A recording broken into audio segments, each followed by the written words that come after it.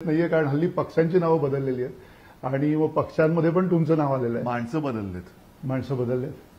पण गेल्या 2.5 वर्षात तुम्हाला असं वाटतं की खूप माणसं बदलली, नेते बदललेत की माणसं बदललेत की शिवसैनिक बदलले? नाही, साहजिकच आहे. शिवसैनिक नाही बदलला. शिवसैनिकांच्या मेहनतीवरती जे मोठे झाले होते ते बदललेत, ते विकले गेले. पण तुम्ही कसं बघताय, म्हणजे हे सगळं जे काही महाभारत म्हणायचं की रामायण म्हणायचं, काय जे काय घडलं? महाभारत आहे. मी माझ्या दसऱ्या मेळाव्याच्या भाषणात बोललो होतो.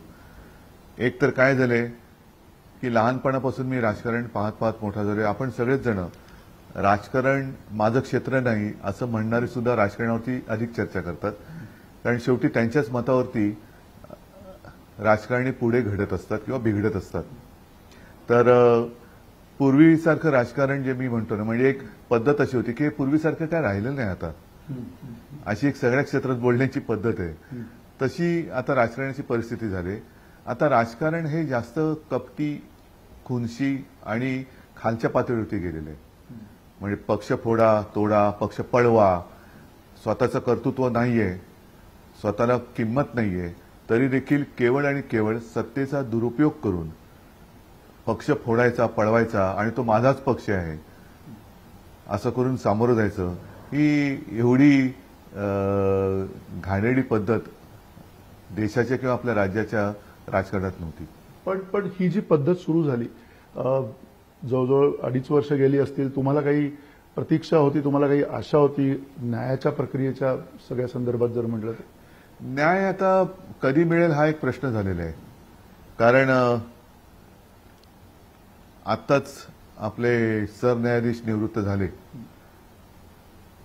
एक अपेक्षा होती त्यांच्याकडनं, नक्की महाराष्ट्राचे होते, ज्या महाराष्ट्रातून रामशास्त्री प्रभूणे ज्यांचं नाव घेतलं जातं, त्या रामशास्त्री प्रभूणेंचं नाव हे उज्ज्वल करतील असं वाटलं होतं, पण दुर्दैवाने ते करू शकले नाहीत. त्यांचं अपयशाचं संचित घेऊन ते निवृत्त होत आहेत. लोकशाहीला ते वाचवू शकले नाहीत. ही खंत त्यांच्या मनात किती राहील कल्पना नाही, पण जनतेच्या मनात तर नक्की राहील. पण हे जे सगळं राजकारण आहे, तुम्हाला काय ती एक हे आहे ना, गरिदीत गारद्यांच्या सामील रामशास्त्री, तसं झालं की काय असंच आता वाटायला लागलंय. पण हे जे राजकारण आपण बघतोय गेल्या 2-2.5 वर्षामध्ये आणि भारतभरामध्ये राजकारण नाहीये हो, ह्याला राजकारण मी मानायला तयार नाहीये. राजकारण म्हणजे वाईट असा जो एक समज आहे ना, किंवा गैरसमज आहे, तो गैरसमज म्हटल्यानंतर तो चुकीचा आहे वेगळं सांगण्याची गरज नाहीये. राजकारण हे क्षेत्र अनेक आपण तिकडे चांगल्या सेवा देऊ शकतो, ज्या आम्ही दिल्या. मी सुद्धा 2.5 वर्ष मुख्यमंत्री होतो, अनपेक्षित झालो होतो. पण साहजिकच आहे, कोरोनाचा काळ माझ्या वाट्याला आला. त्या काळात सुद्धा मला जे काही मी करू शकत होतो ते केलं. राजकारण हे लोकांचं आयुष्यमान आणि आयुष्याचा दर्जा, जीवनाचा दर्जा सुधारण्यासाठी वापरायला पाहिजे. आपण राजकारण म्हणजे अगदी गई गुजरी बात असं समजतो, तसं ते नाहीये. पण हे राजकारण आपण जे 2.5 वर्षात, जो मला प्रश्न विचारायचा आहे तुम्हाला अतिशय थेट, की पक्ष फुटले आणि ते पक्ष फुटण्यामागे तुम्हाला असं कधी वाटत नाही की कदाचित तुमचा सुद्धा त्याच्यामध्ये काही सहभाग आहे? तुमच्यावरती आरोप करण्यात आले आहे ना. मी चुकीच्या माणसांवरती विश्वास ठेवला, हा माझा गुन्हाच आहे. त्याच्यामुळे माझा सहभाग तुम्ही म्हणाल तर खोटी माणसं आपली समजून मी मोठी केली, हा माझा गुन्हा आहे. पण मग असं म्हटलं गेलं त्यावेळेला की आम्हाला ह्यांच्यासोबत बसायचं नाहीये. मला काय वाटतं, आता ज्यांच्यासोबत बसलेत ते त्यांचं त्यांना लख लाभो. आता ती वेळ निघून गेली. आता जनतेच्या न्यायालयात आम्ही आलेलो आहोत. जनता काय तो फैसला देईल. आणि लोकांना आता काय पाहिजे, कारण या फुटीवरती आणि बाकीच्यावरती चर्चा करून निवडणुकीचा तो मुद्दा आता जरी असला, नक्कीच असला, कारण आपण आपलं आयुष्य कोणाच्या हातात देतोय? गारद्यांच्या हातात देतोय, गद्दारांच्या हातात देतोय, कोणाच्या हातात देतोय? की लुटारूंच्या हातात देतोय?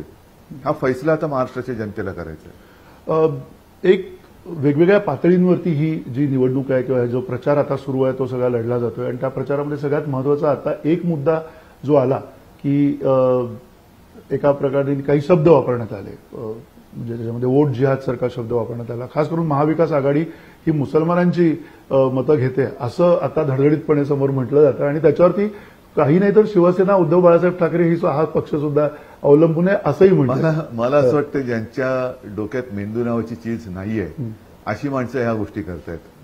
कारण मग त्यांच्या पक्षातले सगळे मुसलमान त्यांनी पहिले काढावे, कोणीच ठेवू नये.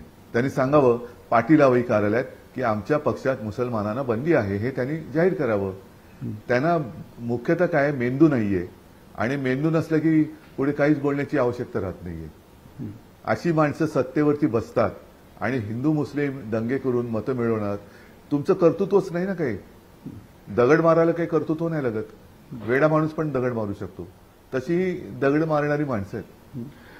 पण एक आहे तो सेफ आहे असं पण असा नारा दिला जातो. तुम्ही सुरक्षित नाही आहेत असंही म्हटलं तर हिंदू सुरक्षित नाही. मग तुम्ही कशाला सत्तेवर बसलायत? 10 वर्ष झाली जे अगदी भाजपा सत्तेवर बसलाय. 10 वर्ष सत्ता काळानंतर सुद्धा एक आहे तो सेफ आहे. पण आता भाजप साफ होत चाललेलं आहे. कारण मूळ भाजपच राहिलेलं नाही. भाजप म्हणजे कसं ते एक संकरित ज्याला म्हणतो ना, दुसऱ्या सगळ्या पक्षातनं लोक घेऊन, मी आणखीन काही त्याचा खुलासा करण्याची गरज नाही. ज्यांच्याकडे गायी गुरे आहेत त्यांना संकरित या शब्दाचा अर्थ कळतो आणि तशा प्रकारचा आत्ताचा भाजप झालेला आहे. दुसऱ्या पक्षाची बीजं घेऊन त्यांचा पक्ष ते चालवत आहेत. पण मग ही निवडणूक कशी म्हणजे का महत्वाची आहे? महाराष्ट्र म्हणून बघा, ही दोन-तीन निवडणूक गोष्टी आहेत. एक तर 10 वर्ष मोदींच्या ऐकलेल्या थापा, त्याला लोकसभेमध्ये महाराष्ट्राने चांगलं एक उत्तर दिलं. दुर्दैवाने आम्ही थोडंसं कमी पडलो, हे सत्य आहे. कारण त्यावेळेला आमची जी काही निशाणी होती ती चोरली, आजही चोरलेली आहे. तो संभ्रम आता राहिलेला नाहीये. आता मी मशाल लावूनच फिरतोय. त्याच्यामुळे मशाल ही निशाणी शिवसेनेची आहे आणि शिवसेना एकच आहे. हा जो काही निवडणूक आयोगाचा तो उद्दामपणे चाललेला आहे, तुम्ही नाव माझं कोणालाही देऊ शकतच नाही. तो तुमचा अधिकारच नाही. तुम्ही निवडणूक निशाणीबद्दल बोलू शकता कारण तो तुमचा अधिकार आहे. पण एखाद्याचं नाव, जसं उद्या मी सांगितलं की नाही तुमचं नाव मंदार नाहीच आहे, मी याला आजपासून मंदार म्हटलं, हे नाही ऐकून घेत. कोणीच ऐकून घेऊ शकत नाही. त्याच्यामुळे शिवसेना नाव मी दुसऱ्याला देऊ केले हे निवडणूक आयोगाचं नियमबाह्य हा निकाल मी मानायलाच तयार नाहीये. त्याच्यामुळे शिवसेनेची निशाणी ही आता मशाल आहे, बाळासाहेबांची निशाणी ही मशाल आहे, हे लोकांच्या मनामध्ये आता बिंबलेलं आहे. तर तो एक संभ्रम होता. आणि 10 वर्ष यांच्या थापा ऐकल्यानंतर आता लोक अजूनही तेच म्हणतात की अरे शेतकऱ्याचं उत्पन्न दुप्पट होणार होतं, कुठे गेलं? 15 लाख रुपये येणार होते ते 1500 कसे झाले? 2 कोटी लोकांना रोजगार मिळणार होता, त्यातल्या 2 लोकांना पण 2च लोकांना मिळालाय, बाकी कोणाला मिळालाय? तर अशा अनेक गोष्टी आता लोक विचारतायत आणि सगळीकडे बघताय. अजूनही मी म्हणजे आता आज आपण परभणीत भेटतो, 2 दिवस मी विदर्भात होतो. असं काही नाही की यापूर्वी गेलो नव्हतो. पण लोकसभेला जे प्रश्न होते त्याच्या